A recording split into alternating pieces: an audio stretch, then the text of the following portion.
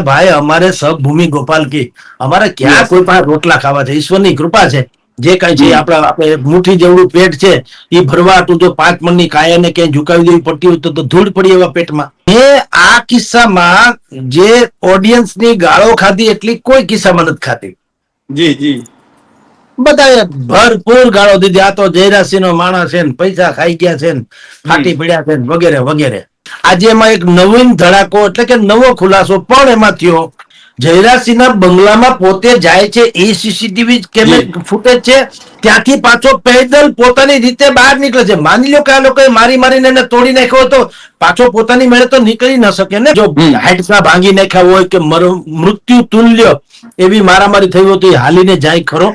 જયારે લોકો એને ઓછા ઓળખે તો જયરાસિંહ એને શું દુશ્મનાવટ હોઈ શકે એમ મારું કહેવાનું. મેં કાલે એ જ કીધું હતું કે ભાઈ આમાં લોજિકલી જુઓ તો જયરાસિંહ નો અત્યારે મેં એમ કીધું લોકો અત્યારે એનો હાથ ન જણાતો. ગમે એમ કહો તો બાપુ એમ આરોપી ન બની જાય સિવાય કે તમે એના પુરાવા આપો. રાઈટ. તે તમામ જેટલા ડોક્યુમેન્ટરી પ્રૂફ કમસે કમ જે પોલીસે રજૂ કર્યા તે કહું છું એ પ્રૂફ જોતા આમાંથી હવે જયરાસિંહ વાળું જે સેન્સિટિવ આખું પ્રકરણ હતું એ એમાંથી દૂર થાય છે. કોઈની ઉપર ઢોળી દેવું ને કોઈની ઉપર સંશય કરીને બોલી નાખવું આ તો આમ જ હશે ને એ હશે ને જોને તો એમ ન આને.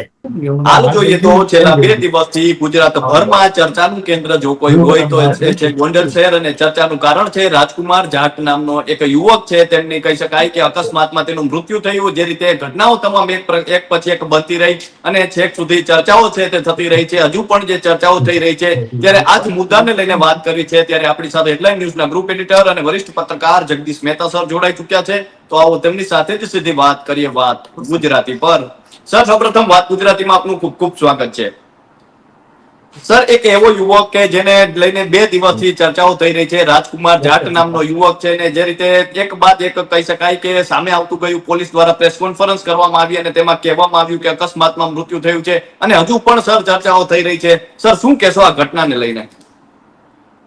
પહેલી વાત તો ઈ કૃપાલસિંહ જી કે આપણી આ ડિબેટની જે ઇતિહાસ છે 1.5-2 વર્ષથી આપણે છીએ આ ડિબેટ વગેરેમાં. પેલા તો આપણે પ્રિન્ટ મીડિયામાં હું હતો આપણે એટલે હું તમે નહીં. યસ. મેં આ કિસ્સામાં જે ઓડિયન્સની ગાળો ખાધી એટલી કોઈ કિસ્સામાં નથી ખાધી. જી જી બધાએ ભરપૂર ગાળો દીધી. આ તો જયરાસિંહનો માણસ છે ને પૈસા ખાઈ ગયા છે ને ફાટી પડ્યા છે ને વગેરે વગેરે. ઠીક છે, દરેકને પોતપોતાની માન્યતા મુબારક. આપણને અધિકાર છે, હવને બોલવાનો અધિકાર છે અને જે લોકો જે સમજ્યા હોય એ રીતે એને એનો પ્રતિસાદ આપ્યો. Yes yes. પણ સત્ય આખિર સત્ય હોતા હૈ.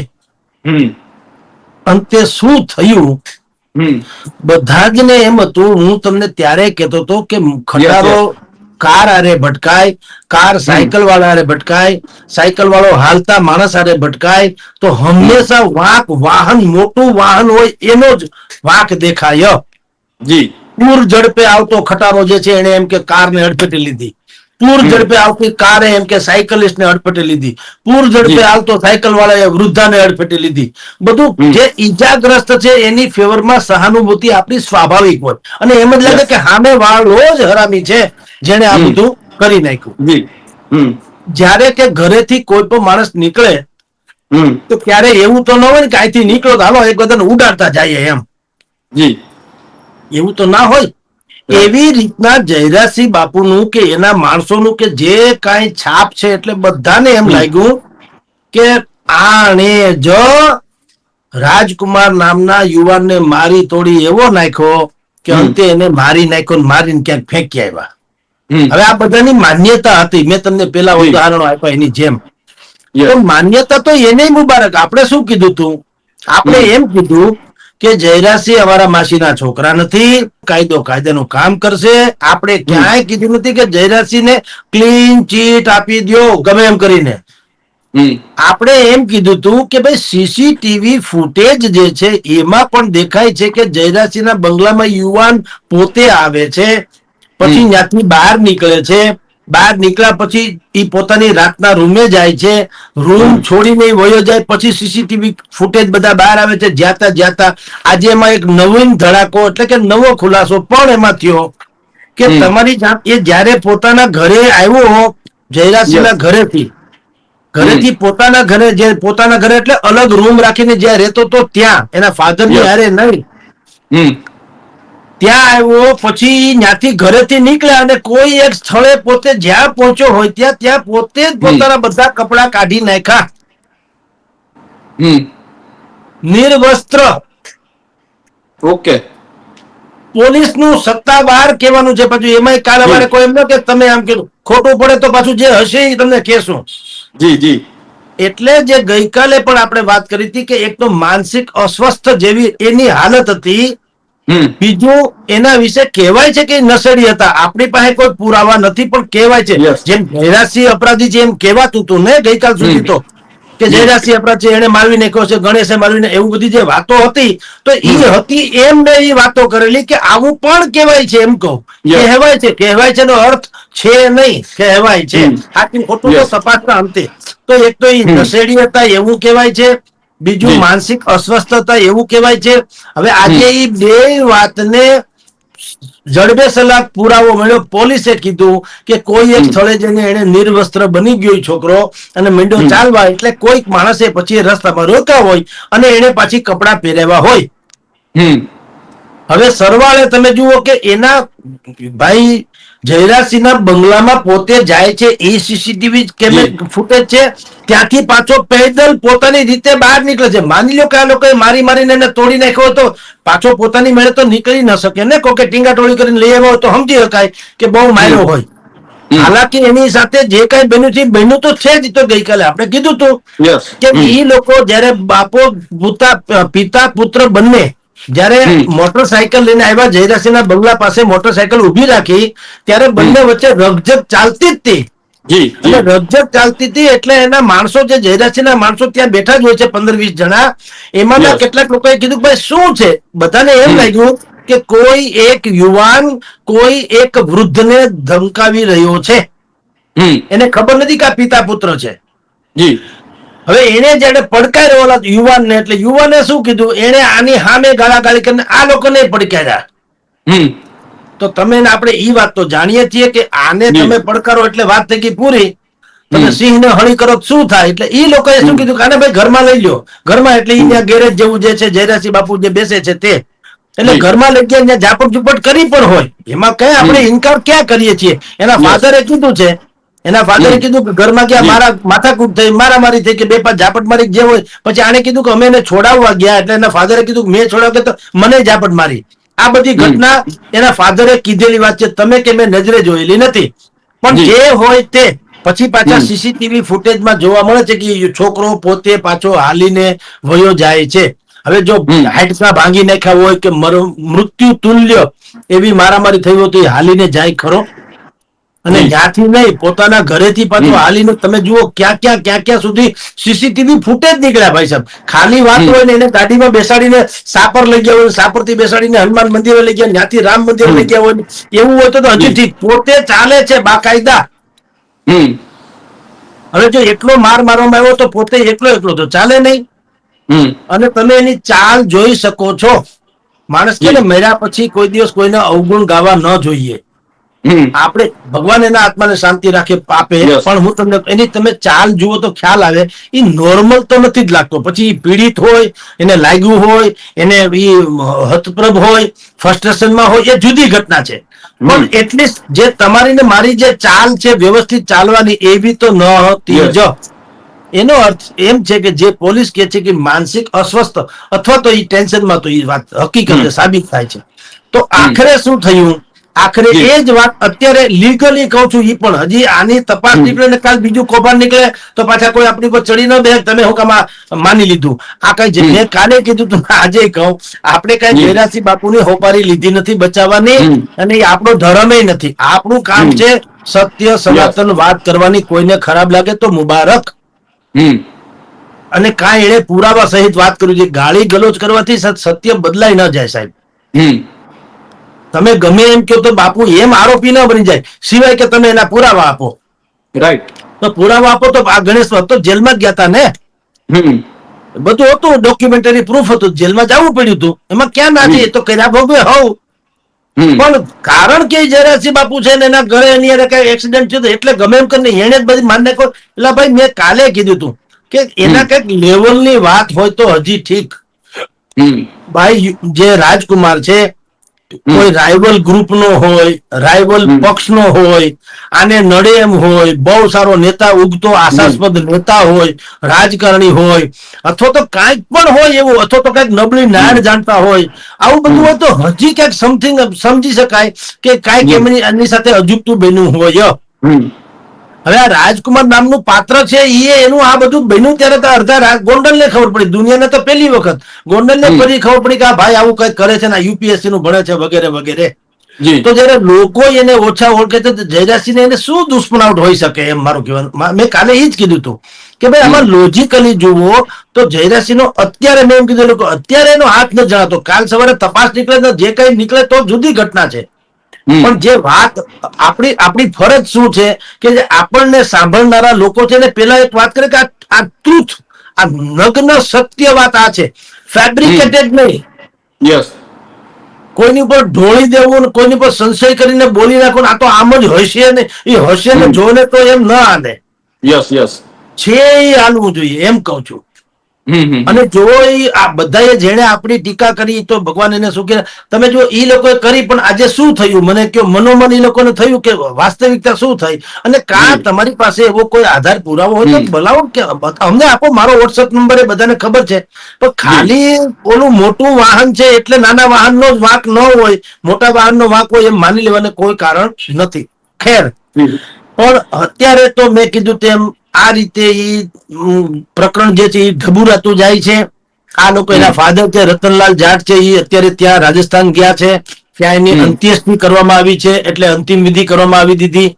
જો કઈક શંકાસ્પદ હજી હોત તો હજી એને કોલ્ડ સ્ટોરેજમાં રાખીને કદાચ એના પાપાએ કીધું પણ હોત કે જ્યાં સુધી આના અપરાધી ન પકડાય અથવા તો મારી જે સંશય છે એ દૂર ન થાય ત્યાં સુધી એની અંત્યેષ્ટિ નહીં કરું. કારણ કે હવે તો એને રાજસ્થાનના સંસદ સભ્ય છે હનુમાનજી બેનીવાલ, એને તો સપોર્ટ મળી ગયો. તો હવે તો ઓર જાડુ થવું જોઈએ. એને બદલે એને અંત્યેષ્ટિ કરી નાખીને હવે જુઓ કોઈ અત્યારે તો કમસે કમ વિવાદમાં કોઈ એને પાછી બીજો કોઈ નવો ખુલાસો તો કર્યો નથી. એટલે સરવાળે આપણું કહેવાનું એટલું હતું કૃપાલસિંહ કે કોઈ પણ ઘટના હોય એની મીડિયા ટ્રાયલ ન થવી જોઈએ. યસ. એનું વિશ્લેષણ ચોક્કસ થાય. અને શંકા છે તો આપણે કાલ કે પ્રભુ જે વાત કરી ત્યારે કીધું કે એના ફાધરની આવી શંકા છે. એને રોતા રોતા વિડીયો બહાર પાડ્યો કે મારા દીકરાને જયરાજસિંહના માણસોએ મારવા મજબૂર કર્યો, એટલો માર્યો. એ આપણે એકે અક્ષર કાપ્યો એડિટ કર્યા વગર બોલ્યા છીએ ને. જી. પણ ખેર, જેને જે હતું અંતે અત્યારે કમસે કમ જે સત્ય કયો કે હકીકત કયો, સત્ય નહીં, અત્યારે જે બહાર આવેલી ડોક્યુમેન્ટરી વાતો જે છે એ આ છે કે ભાઈ માનસિક અસ્વસ્થ હતા, એ ફ્રસ્ટ્રેશનમાં ઘરેથી ભાગી ગયા. પિતા પુત્રને આવું 3 વખત રગજગ થયેલી ભૂતકાળમાં પણ પિતાથી અલગ રહેતો હતો, રૂમ ભાડે રાખીને, અને ફ્રસ્ટ્રેશનમાં એ નીકળી ગયો અને એને આવી રીતે અજાણા વાહનમાં એનું આ રીતે ડેથ થયું. હજી કેટલાક મુદ્દા શંકાસ્પદ હોય તો જેમ કે આજે દૈનિક ભાસ્કર, દિવ્ય ભાસ્કર, એમાં એક 2-4 પોઈન્ટ બહુ સરસ છે, એ પણ વિચાર કરી દઈએ એવા પોઈન્ટ છે. એમાં કીધું કે કોઈ એક સ્કોર્પિયો કાર આવી, કોઈ પાછું 2 વ્હીલર આવ્યું, એમાંથી અમુક વસ્તુ ત્યાં પડી હતી ક્યાંક બહાર ફેંકીને પછી વહી ગઈ વગેરે. જે હોય તે એ મુદ્દો પણ લોકોને સંશય બિલકુલ રહેવો ન જોઈએ, ક્લિયર થવું જોઈએ કે ઈ ત્યાં શું આવી હતી કોની હતી બધું જ. પાછું એ તો છે સીસીટીવી કેમેરા છે એટલે બધું પકડાઈ જવાનું, એમાં કઈ છુપાછુપી જેવી વાત તો છે નહીં. તો આપણે હજી એમ નથી કહી દેતા કે જયરાજસિંહ છે બિલકુલ નિર્દોષ જ છે ને આમાં હવે કોઈએ કઈ એના વિશે કેવું કે આપણે ક્યાં ઠેકો લીધો ને ક્યાં આપણા કોઈ કુટુંબી છે. એટલે હોય તો કર્યા ભોગવે જેને જે થાય તે. પણ સવાલ એટલો છે કે કારણ કે આથી આ ઘટના બની એટલે આપણે એમ માની લેવાની કોઈ કારણ નથી. હું તમને બિલકુલ આને સટીક એક વાત કરું, લોકો સમજી શકે કે કેટલી હદે શું શું થઈ શકે. મને એક દિગ્ગજ નેતાનો ગઈકાલે ફોન આવ્યો, હું બારગામ હતો, મને એક દિગ્ગજ નેતાનો ફોન આવ્યો કે સાહેબ ફલાણા વિસ્તારમાં, તમને નામ જ આપું, દ્વારકા ભાલ્યો ને, દ્વારકા પંથકમાં 300 ધર્મ સ્થાનકોને તોડી નાખવાની સરકારે નોટિસો ફટકારી છે. ઓકે. અને એમાં કેટલાય મંદિરો પણ છે એવું કહેવામાં આવ્યું. અને જે મંદિરો આઝાદી પૂર્વેના છે, જે મંદિરો એમ કે 700-800 વર્ષ પહેલાના છે, તો મને આશ્ચર્ય થયું. પણ મેં એને પૂછ્યું કે ભાઈ જ્યાં સુધી મારો કમસે કમ થોડો ઘણો અભ્યાસ છે એ બાબતમાં, અભ્યાસ એટલે મેં જે વાંચ્યું છે, સાંભળ્યું છે, એમાં મંદિરો તોડવાની વાત નથી. મંદિરના નામે જેની પાસે મિલકત છે, સેંકડો એકર કે હેક્ટર જમીન, ઈ જમીન ગેરકાનૂની છે, અથવા તો ઈ જમીન જે છે એને સંપાદનની વાત છે, મંદિર તોડવાની વાત નથી. એટલે ઈ ભાઈ પણ બિલકુલ વિચક્ષણ બુદ્ધિશાળી માણસ છે. પણ મને કે સાહેબ બે ઘડી માની લ્યો કે હાલો મંદિર નહીં, પણ એની મિલકત છે, મિલકત એની પોતાની મંદિરના ટ્રસ્ટની છે, ઈ કઈ રીતે તોડી? મેં કીધું ઈ બીજો પ્રશ્ન છે, સાંભળો. ઈ મિલકત ઈ બીજો પ્રશ્ન. પેલા મને તમે કયો, તમે જે હેડિંગ બોલ્યા ઈ હું છાપી મારું તો શું થાય? 300 મંદિર તોડવાની વાત આવે એટલે તો હાહાકાર મચી જાય કે નહીં? જ્યારે કે મંદિર તોડવાની વાત જ નથી. વાત તો મંદિરે પોતાના ટ્રસ્ટમાં સામેલ કરેલી તથાકથિત સંપત્તિની છે. તો આ કેના ઈ જ આ જયરાજસિંહ જેવું કે તમે અર્ધ સત્ય બોલો, જયરાજસિંહના ડેલામાંથી નીકળ્યા એટલે મરવા, એટલે ભાઈ ત્યાંથી નીકળ્યા એ હકીકત છે. પણ તમે આખી વાત તો કયો, સાકી જામ પીને દે મસ્જિદ में बैठ कर, આ એક પંક્તિ બોલો એટલે આપણને માન નાખે. મસ્જિદમાં બે દારૂ પીવે, મસ્જિદમાં દારૂ પીવે, તમારા અકલ નથી. એટલે ભાઈ તમે સાંભળો બીજી પંક્તિ તો સાંભળો કે साकी जाम पीने दे मस्जिद में बैठकर और या फिर ऐसी जगह बता दे जहां पे खुदा ना हो. બોલો, ઈશ્વરમાં અણુ અણુમય વાસ તારો. ભગવાન સર્વત્ર છે, ઈશ્વર અલ્લાહ જે તમે કહો તે એ સર્વત્ર છે. એટલે તમે જો એમ માનતા હો કે મસ્જિદમાં દારૂ પીએ તો જ અલ્લાહ આપણા એમ કે ખિલાફ થઈ જાય, તો તમારી જાણ કરતા અલ્લાહ તો સર્વત્ર છે. એટલે તમે મસ્જિદમાં નહીં, તમે ત્યાં ગમે ત્યાં દારૂ પીઓ તો અલ્લાહ તો જુએ જ છે. એટલે કવિએ લખ્યું કે સાકી જો, અને તો તમે ન માનતા હો તો પછી મસ્જિદમાં બેહીને પીવામાં ક્યાં વાંધો છે? તમે અલ્લાહનું અસ્તિત્વ નથી એમ માનતા હો તો મસ્જિદ ક્યાં હોતા? તો પછી પીવો મસ્જિદમાં દારૂ. અને જો અલ્લાહનું અસ્તિત્વ તમે માનતા હો તો તમે એવું માનવું જોઈએ ને કે અલ્લાહ તો સર્વત્ર છે, અત્ર તત્ર સર્વત્ર. એટલે બિયર બારમાં અલ્લાહ ન આવે એવું તો ન હોય, એ તો તમને જુએ જ છે ડ્રોન સિસ્ટમ થી. એટલે બે પંક્તિઓને સાંકળીને જુઓ કોઈ વાતને તો તમને લોજિક સમજાય કે સાકી જામ પીને દે મસ્જિદ में बैठकर या फिर ऐसी जगह बता दे जहां पे खुदा ना हो. એવી રીતે જયરાજસિંહના બંગલામાંથી ગયો અને નીકળો એ 100% સાચી વાત છે. પણ એટલે એને મારી જ નાખ્યો, એને જ મારી નાખ્યો, ઈ પાછું ખોટું. તમે જુઓ લીગલી અને બધા ડોક્યુમેન્ટરી પ્રૂફ આવ્યા કે એમાં એને 100% મારઝૂડ કરી હોય. એ ગાળાગાળી કરે તો હું જયરાજસિંહ બાપુ કઈ પૂજા કરે, એ તો એનો ટેવ છે, તમે જાણો છો. એમાં ક્યાં આપણે ના પાડીએ છીએ? બે બોટ મારી હોય ગાળાગાળી કરતો હોય તો. પણ પછી એના ફાધર વચ્ચે પડ્યા હોય તો એને જવા દો, હાલો ભાઈ નીકળો અહીંથી, વાત થઈ ગઈ પૂરી. તો હાલી ચાલીને બે ફાધર ને પુત્ર ને પિતા પુત્ર ને જામતું નતું. બાપુજી ક્યાંક બીજે નીકળ્યા, ભાઈ પોતાની રીતે હાલતો નીકળી, ફૂટેજ જાહેર તો થયા ને. હવે તો મરણ તોલ્ય માર્યો હોય તો એને ટીંગાટોળી કરીને ન મૂકવા ગયા હોય કોક, એવું ન થાય? હાલીને શું કામ બહાર નીકળે? એટલે સરવાળે તો કૃપાલસિંહ અંતે તમામ જેટલા ડોક્યુમેન્ટરી પ્રૂફ કમસે કમ જે પોલીસે રજૂ કર્યા તે કહું છું, એ પ્રૂફ જોતા આમાંથી હવે જયરાજસિંહ વાળું જે સેન્સિટિવ આખું પ્રકરણ હતું એ એમાંથી દૂર થાય છે. અને આ બાળક કે આ છોકરો યુવાન જે છે એ ફ્રસ્ટ્રેશનમાં પોતાને લાગી આવ્યું હોય, પ્રેશર હોય. એના ફાધરે ભૂતકાળમાં કીધેલું છે કે અમારે શિક્ષણના બાબતે અનેક વખત બોલવા છૂટવાનું થતું, એટલે જ એ લોકો તો એટલે તો એ રૂમ અલગ રાખીને દેતો હતો. એના ફાધર ની યારે ક્યાં રહેતો હતો? અલગ રૂમ ભાડે રાખીને રહેતો હતો. એટલે અંતે આ રીતે એનું બધું થયું હોય. એમાં આ પ્રકરણ જે છે જયરાજસિંહ વાળું ખરેખર છે, એ પ્રકરણમાં ઇન્વોલ્વમેન્ટ છે. પણ એ એટલું નહીં કે જેટલું આપણે એને કહીએ માનીએ છીએ, અથવા તો અખબાર કે મીડિયામાં આવ્યું, અથવા તો બીજા બધા લોકો માની બેઠા હતા, એવું નથી. એમ એ કો એક્સિડન્ટ છે કે જયરાજસિંહના બંગલા પાસેથી નીકળ્યા, ત્યાં ગાળાગાળી કરી, ઓલા લોકો એને ધોલધપાટ કરી, બસ આટલું જ. બાકી એનું એ મરી જાય કે એનું કાટલું કાઢ નાખે એવડી મોટી કોઈ હસ્તી નહોતી ને એટલો મોટો કોઈ શત્રુ નતો ને એટલો મોટો કોઈ ઇસ્યુ નતો. આ વાત આપણે 2 દિવસ પહેલા કરી હતી. આપણે દુનિયાભરની ગાળો ખાધી, એ પૈસા ખાઈ ગયા, વેચાઈ ગયા, જયરાજસિંહ બાપુથી ફાટી પડ્યા ને આમ ને તેમ ને, એ દુનિયાએ કીધી. હવે જે સત્ય બહાર આવી રહ્યું છે શું કે છે? અને આપણે ત્યાં એવું છે ને, જે લોકો આક્ષેપ કરે, ગાળાગાળી કરે આપણી ઉપર, આમ છે, એ પછી બીજા દિવસે ક્ષમા ના કરે સાહેબ, કે સોરી યાર અમારી આ મિસ્ટેક હતી.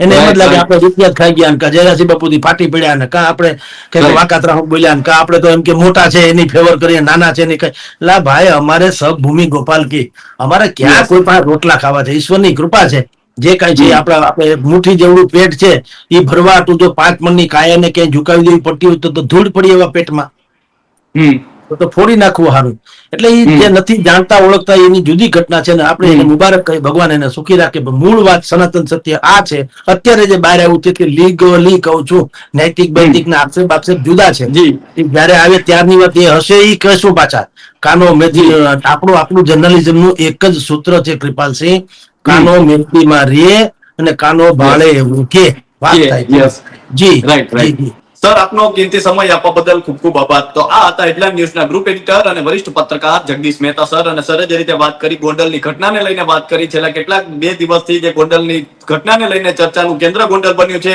તેને લઈને સરે વાત કરી તો અત્યારે બસ આટલું જ ફરી મળતા રહીશું વાત ગુજરાતી પર